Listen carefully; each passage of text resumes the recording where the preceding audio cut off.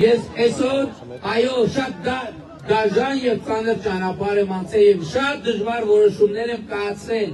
բայց այդ որոշումները կայացրել եմ այդ թվում Ղարաբաղյան շարժմանը լիարժեք հավատարիմ լինելով, ելի եմ ասում, մենք Ղարաբաղի համար ժողովուրդ ոչ մի բան չենք խնայել։ 2018-ից 2023 թվականը միայն Ղարաբաղին տված ուղիղ ֆինանսական աջակցությունը կրկնակի ավել է եղել նախորդող 5 տարիների տված ֆինանսական աջակցությունից։ Մենք դուք ոչ մի բան չենք խնայել։ Ես այդ գաղափարի նվիրված եմ եղել, բայց երբ որ ես տենում եմ, որ այդ ճանապարհով մենք գնում ենք դեպի անդուն, դա առաջնորդի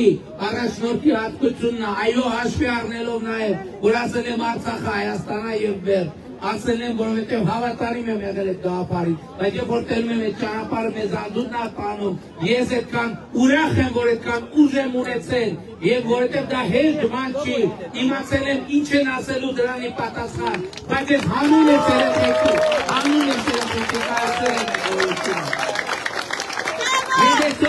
այսօր մենք ունենք խաղաղություն, ժողովուրդ ջան, այսօր մենք ունենք խաղաղություն։ Ավելին իմանալու համար հետևեք մեզ։